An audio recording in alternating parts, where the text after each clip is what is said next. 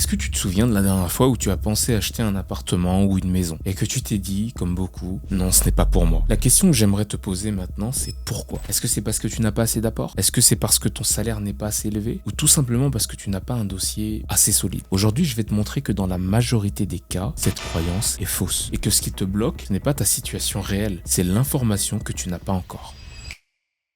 J'accompagne des salariés et des fonctionnaires comme toi dans l'acquisition justement de leur résidence principale. Et ce que je vois constamment, c'est qu'il y a des gens qui se disent non eux-mêmes, avant même d'avoir parlé à quelqu'un. Et cette vidéo, donc elle est faite pour toi. La première croyance qui bloque les gens, c'est il faut un gros apport pour investir. Mais en fait, la réalité, oui, un apport ça aide. Mais il existe des dispositifs comme par exemple le prêt à taux zéro qui peut te financer jusqu'à 40% de ton achat sans intérêt si tu es primo-accédant. Et dans certains cas, les banques financent sans apport, c'est-à-dire à 110%. Prix du bien, travaux et frais de notaire inclus. Pour cela, il faut avoir une situation financière stable, c'est-à-dire être en CDI ou fonctionnaire depuis plus de 6 mois et également avoir un minimum de 4 000 € de côté. La deuxième croyance qui est totalement fausse, c'est mon salaire n'est pas suffisant. La réalité, c'est que les banques, elles calculent ta capacité d'emprunt sur la base de 35% maximum de tes revenus nets. Si tu gagnes 2 000 € par mois, ça représente 700 € de mensualité maximum. Sur 20 ans, à un taux de 3,5, ça correspond à un emprunt de 120 000 €. Dans de nombreuses régions françaises, c'est suffisant pour acheter.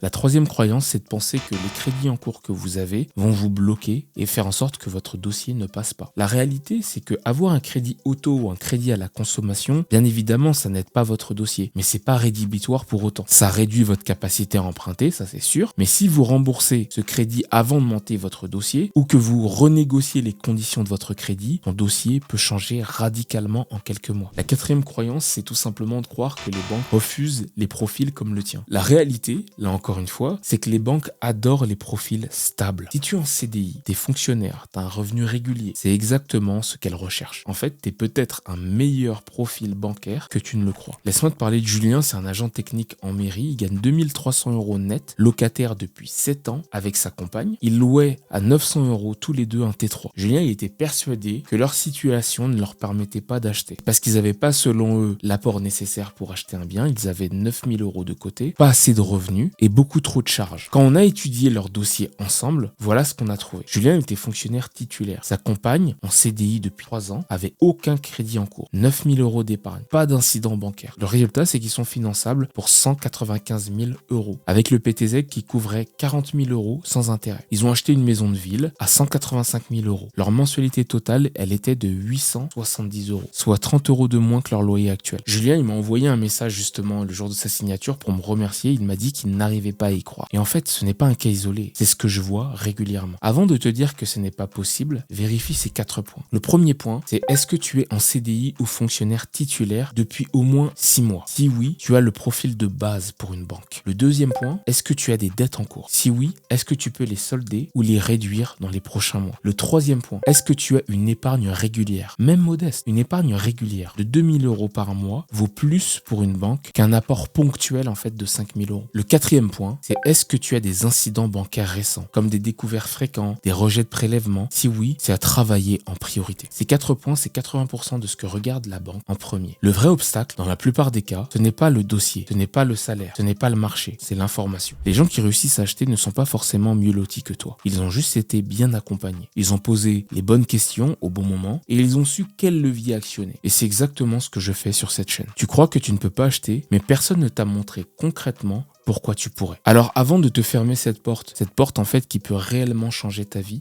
analyse en profondeur ta situation. Si tu es arrivé jusqu'ici, c'est que quelque chose en toi y croit encore à ce projet de résidence principale. Et cela, même si tu as une petite voix en toi qui trouve des excuses pour ne pas lancer ton projet. Je veux te dire quelque chose, cette petite voix en toi, elle a tort. Pas toujours, mais très souvent. Et la seule façon de le voir vraiment, c'est de comprendre ta situation réellement, avec les bons chiffres, les bons dispositifs et la bonne stratégie. J'ai préparé une vidéo complète pour ça, elle est gratuite et elle est en description de cette vidéo. Elle s'adresse exactement aux personnes qui se posent des questions, aux salariés, aux fonctionnaires, à ceux qui ont un revenu stable mais qui doutent encore. En 15 minutes, tu sauras si ton projet il est faisable et surtout comment le faire. Clique sur le lien dans la description de la vidéo, regarde-la et ensuite tu décideras en connaissance de cause. Sur ce, je te remercie d'avoir regardé cette vidéo jusqu'à la fin et de m'avoir écouté. C'était Obed, bye bye.